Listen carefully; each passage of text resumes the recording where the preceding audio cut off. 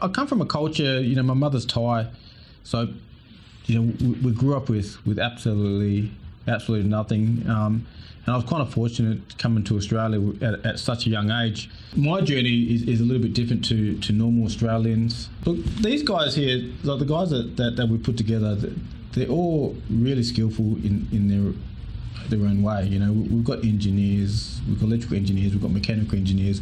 We are looking for talent. We've got talented people working in our business. But the model of our business is built around the technology that I built.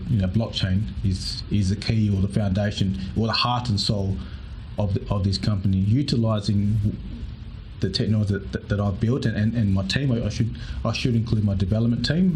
We've got a decent sized teams. We've got PhDs. We've got doctors working for us. We've got guys that specialise in cryptograph. Bringing these guys together, it's been really good. It's not just my decision on the way I want to see this company grow. I want to have that consortium group that we can all agree upon and move this company to the next stage.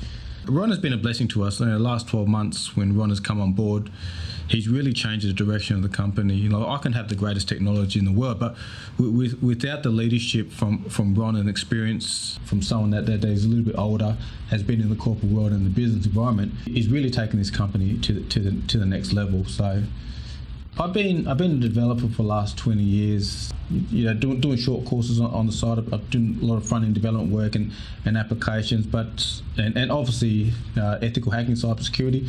Yeah, it was all self-study. I've been married for 22 years. I've got a lovely wife and two lovely kids, so I did have to support them. It's been a struggle. Everyone has to pay bills and put food on the table, but I had the drive and ambition to take it to the next level and push myself to make something different, to give something back.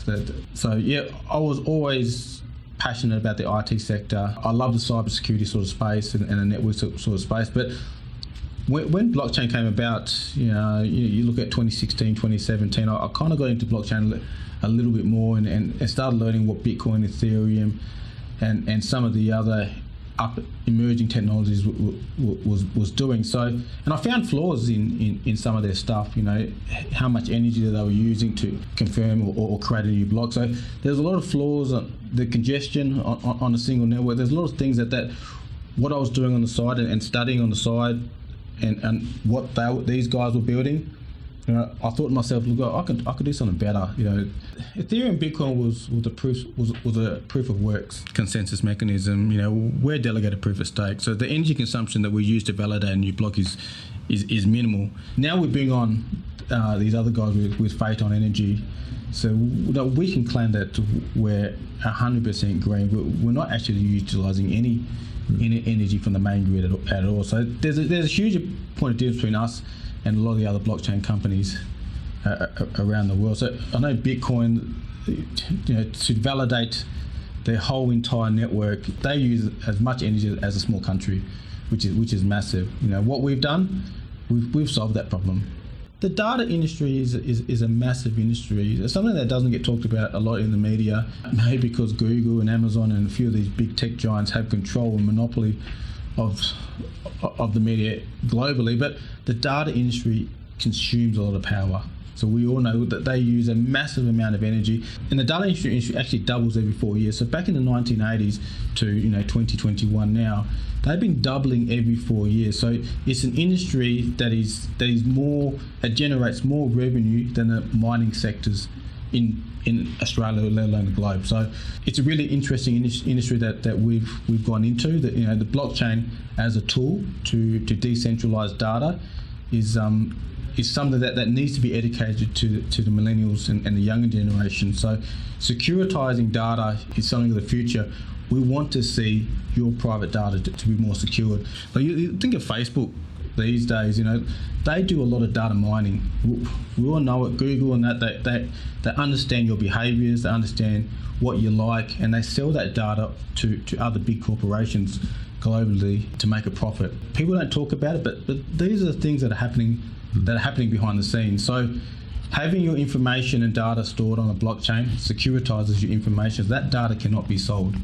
I kind of fell into it with my studies, obviously working with a few autonomy groups here in Western Australia, with Komatsu, with Caterpillar, obviously with major mining companies. But I wanted to do something for myself, and I was really passionate about the transmission of data information in a decentralized environment. So that's kind of where I specialize my skill sets at the moment, as in works with the team that I built around me. I guess the goal for Phaeton is to create the largest decentralized network in the world. We have a lot of interest with the military at the moment, and we've got key contacts with certain countries, especially our modular data center. The simple reason being is that, if a data center does get blown up or a power station does get blown up, they can still communicate. If we're completely off the grid as an ally, or between Australia, US, and France, or the UK, they'll still be able to communicate between each other. So it's a massive thing to what we're doing compared to the traditional methods with hosting data a traditional way. We're talking to a few satellite communication companies at the moment to get satellite connectivity or internet connectivity. What they don't have and how we differ is if we can roll out the largest decentralized modular data centers globally, as well as in conjunction with major data centers, we're going to be one of the biggest tech giants in the world. So Google, Amazon, they'll be knocking on our door and be asking, how did you do it? I think the lesson for them is that utilize the skill sets that the younger generation is designing and developing these days, and blockchain's the answer to all of this.